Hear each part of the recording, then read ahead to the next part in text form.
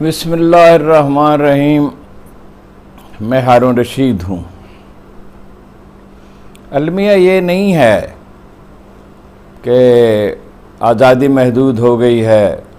सबसे बड़ा अलमिया ये नहीं है कि आज़ादी महदूद हो गई है। ये नहीं है कि मुल्क का सबसे मकबूल लीडर एक छोटी सी कोठड़ी में लाचार पड़ा है। अलमिया ये है कि जद्दोजहद के खतूत वाज़े नहीं हैं। अलमिया ये है कि मायूसी और बेदिली बढ़ती जा रही है और दानिश्वर और मुफक्करीन उसमें इजाफ़ा कर रहे हैं। कितनी ही ख़तरनाक और पेचीदा सूरत हाल क्यों ना हो, हमेशा कोई ना कोई रास्ता खुला होता है। और उसकी सबसे बड़ी दलील ये है कि अल्लाह की रहमत सिफ़त रहम उसकी सिफ़त अदल पे गालिब है और उसका फरमान यह है कि इंसानों पर उनकी इस्तात से ज़्यादा बोझ नहीं डाला जाता। कौमें मुश्किल में पड़ती हैं, उनका वजूद ख़तरे से दो चार होता है तो तभी वो ज़िंदा होती हैं, तभी आगे बढ़ सकती हैं।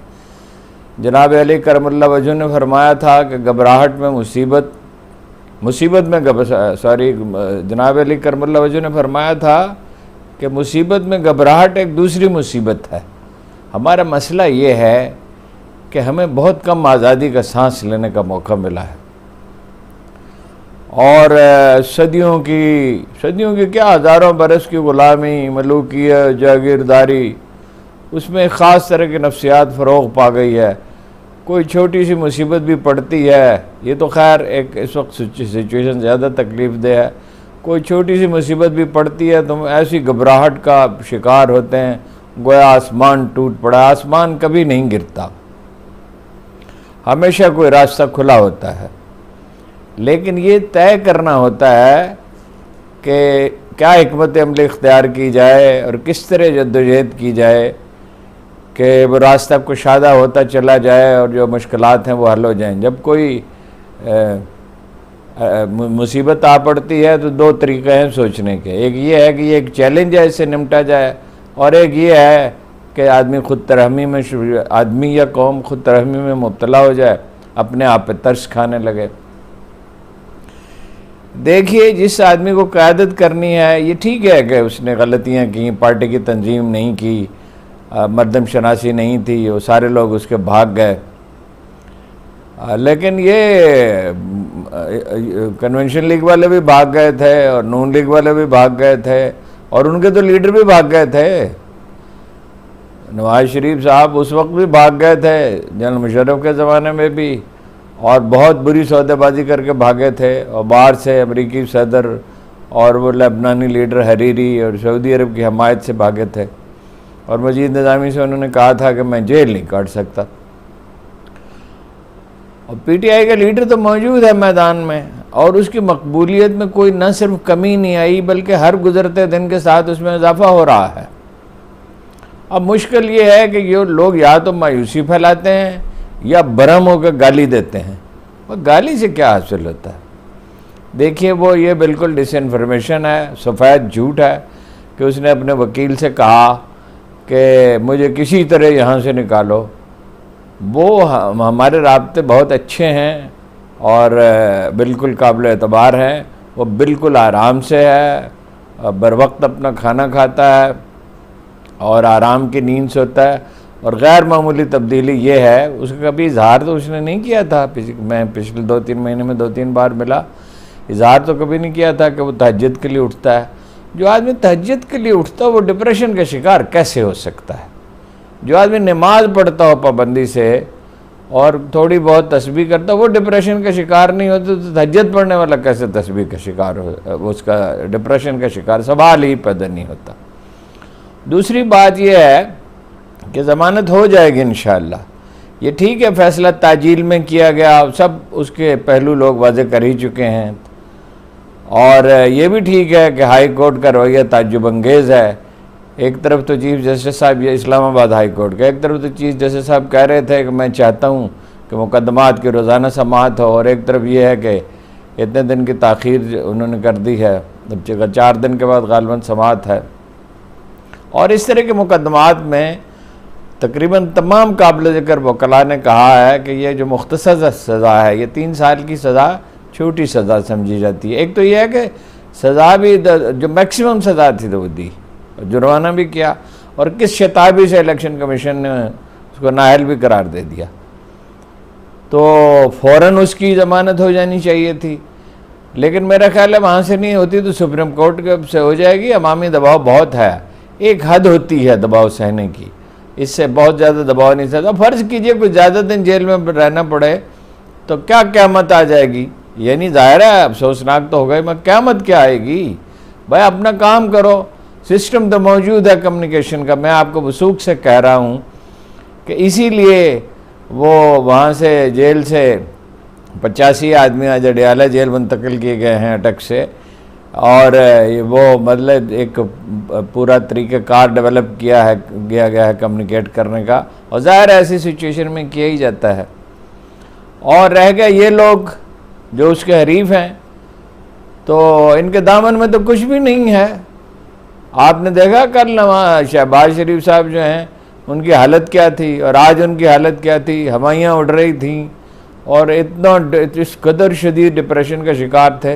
बज़ाहिर तो उसकी वजह यही लगती है कि उनका कोई स्कोप नहीं रहा, तो बाकी वज़रा की भी हालत ख़राब थी।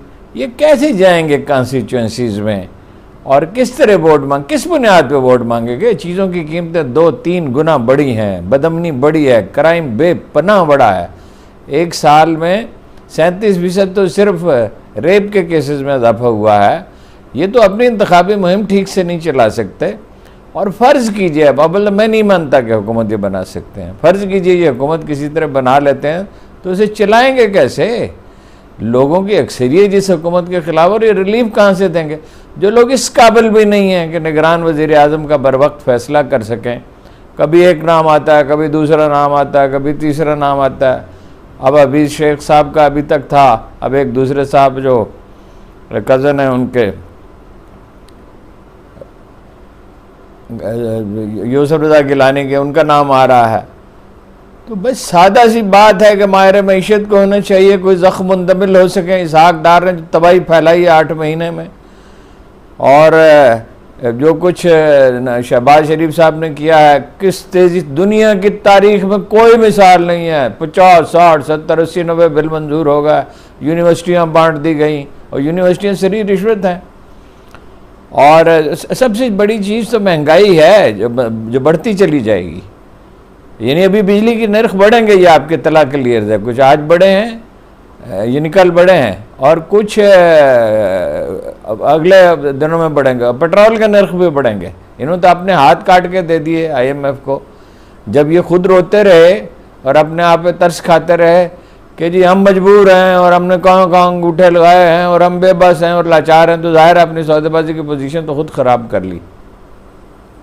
मेरा इसरार इसी बात पर है कि जद्दोजहद जमहूरी और शाइस्ता होनी चाहिए।